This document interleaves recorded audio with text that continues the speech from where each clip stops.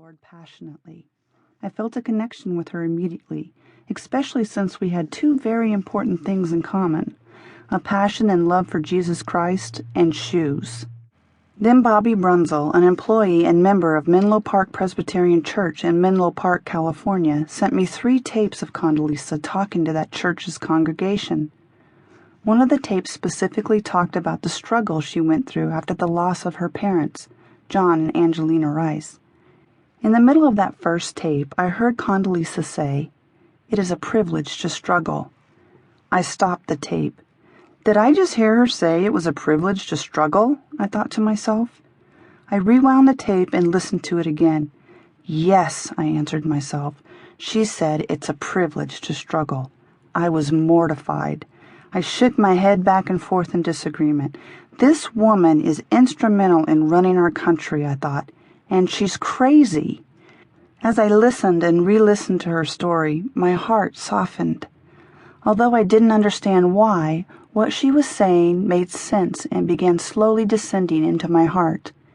Looking back, I can see that it was the beginning of a new chapter in my walk with God. Shortly after writing Condoleezza's story, I was faced with what appeared to be an insurmountable situation in my own life. It involved my then 18-year-old son, Paul. Paul is mentally ill and has been tormented with schizophrenia for most of his life. As a mother, it has been devastating to me to watch this talented young man mentally deteriorate over the years. Over a 10-year period of time, he has gone from being a genius, literally 184 IQ, to having, in many ways, the mentality of an 8-year-old. To make matters worse, he is plagued every moment of every day by auditory and visual hallucinations.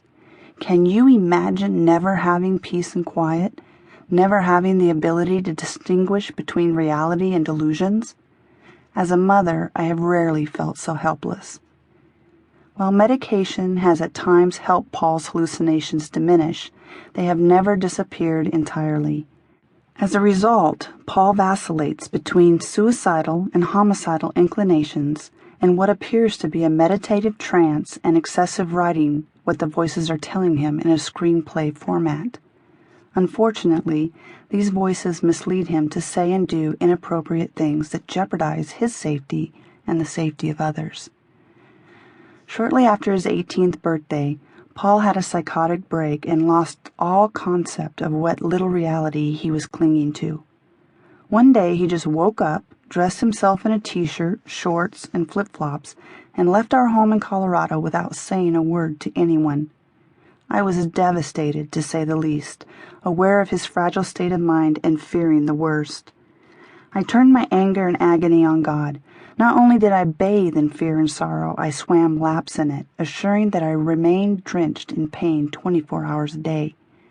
The problem wasn't the situation itself, because as a believer I could rely on God to comfort me during this time, if I so choose. The problem was that I'm a control freak, and I had no control of the pain and fear I was experiencing, nor did I have control of my son's whereabouts.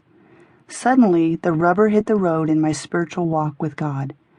I knew His Word inside and out, but would I use it in this dire strait of mind?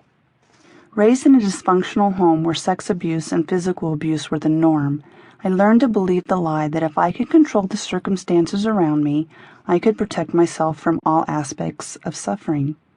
Although that wasn't really the case, I spent a great deal of energy trying to manipulate situations and those around me as a survival mechanism in order to minimize the pain I experienced in life. One way I did this was by avoiding intimacy at all costs with everyone, including God. Don't get me wrong, I loved the Lord and spent a great deal of time with Him every day, but I always kept Him and other important people in my life at arm's length, believing this would increase my odds of avoiding pain. I called the police, put out a missing persons report on Paul, and put all of his friends and our family on alert in case they miraculously heard from him. I went online and put my son on every prayer list I could find.